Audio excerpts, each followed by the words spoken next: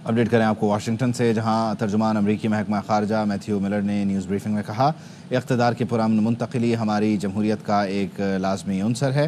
इक़्तिदार की पुरअमन मुंतकिली हमारी कौम की सलामती के लिए ज़रूरी है। उन्होंने मज़ीद क्या कहा, जहांज़ेब अली हमारे साथ मौजूद हैं, ब्यूरो चीफ वाशिंगटन DC। बताइएगा जहांज़ेब।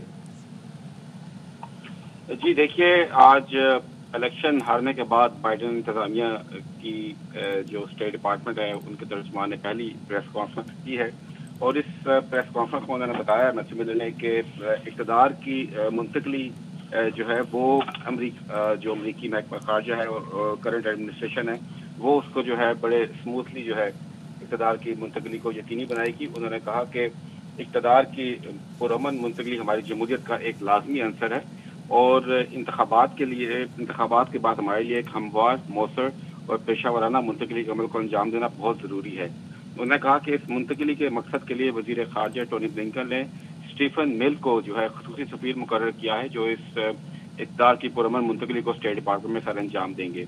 उन्होंने कहा कि गाज़ा के अंदर जो सिचुएशन है वहाँ पर तमाम रजमियालों की रिहाई और तनाज़ुर को मज़ीद फैलने से रोकने के लिए हमारे पास अगले 74 दिनों में काम करने के लिए कोई कमी नहीं है, और बाकी का वक्त ज़्यादा इस्तेमाल करने के लिए पुरअज़म है। इस मौके पर मैंने उनका शुक्रिया भी अदा किया कि जिस तरीके से वो गैर मुल्की सहाफ़ियों को जो है वक्त देते हैं, उनके सवालात लेते हैं, उन पर बात करते हैं। तो उन्होंने कहा कि मैं भी आप लोगों को याद रखूँगा। उनसे मैंने ये भी सवाल किया कि इस वक्त ट्रंप की फतह के बाद पाकिस्तान, भारत समेत कई मुल्कों में जश्न मनाया जा रहा है, और पाकिस्तानी अवाम की अक्सरियत का ख्याल है कि ट्रंप इमरान खान को जेल से बाहर निकालेंगे, और रूस भी जो है वो अब आने वाली ट्रंप इंतजामिया के साथ बातचीत करने के लिए तैयारी कर रहा है। तो क्या आप वाकई समझते हैं कि मौजूदा खारजा पॉलिसी रही बाइडेन एडमिनिस्ट्रेशन की, उसकी वजह से भी जो है इंतखाबात हारा है बाइडेन इंतजामिया जो? तो उसने कहा कि मैं किसी भी तरह इंतखाबात के नताइज के बारे में क़यास राय नहीं करूँगा। आप जब न्यूज़ चैनल्स को सुनते हैं तो बहुत से सियासी पंडित हैं जो आपको हर तरह की मुख्तलिफ वजूहात बताएंगे कि इलेक्शन का फैसला कैसे हुआ। मेरे लिए अमरीकी हुकूमत के पोडियम से इस तरह की कोई बात करना मुनासिब नहीं है कि क्या वजूहात है हम इलेक्शन हारे। उनसे ये भी मैंने पूछा कि रिपोर्ट्स हैं कि व्हाइट हाउस जो है जनवरी में सदर बाइडेन की ओहदा छोड़ने से पहले यूक्रेन को अरबों डॉलर जो है वो भेजने का इरादा रखता है, क्योंकि ट्रंप यूक्रेन के लिए बाइडेन की इमदाद पर तनकीद करते हैं। क्या ये सच है, अरबों डॉलर की मुंतकली? तो इस पर मैथ्यू मिलर ने कहा कि जी हाँ, हम इसके बारे में बिल्कुल वाज़ेह हैं। मुख्तस की गई रकम हम चाहते हैं कि इस साल के इख्तिताम से पहले, बाइडेन इंतजामिया की इख्तिताम से पहले जो है यूक्रेन को फराहम कर दी जाए।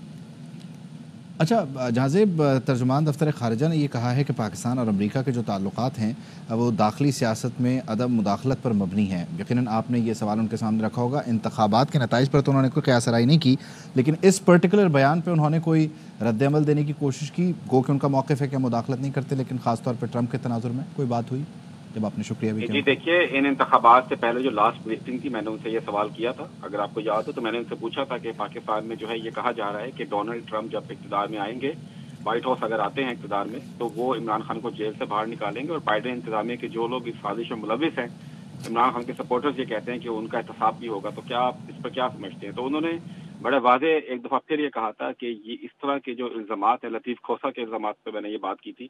तो उन्होंने कहा जो इस तरह के इल्ज़ामात हैं, इस तरह की जो बातचीत है कि अमेरिका ने इमरान खान को इक़्तिदार से हटाने में कोई किरदार अदा किया, इसमें कोई सदाकत नहीं, ये बिल्कुल झूठ और सरासर गलत है। और ट्रंप इंतजामिया इक़्तिदार में आकर क्या करती है इसके बारे में वो कुछ नहीं कह सकते। लेकिन ये सवाल मैंने किया था इनसे, जी, और उस पर उनका वाज़ेह जवाब था कि इस पर अमेरिका का कोई किरदार नहीं है। बहुत शुक्रिया जहांज़ेब।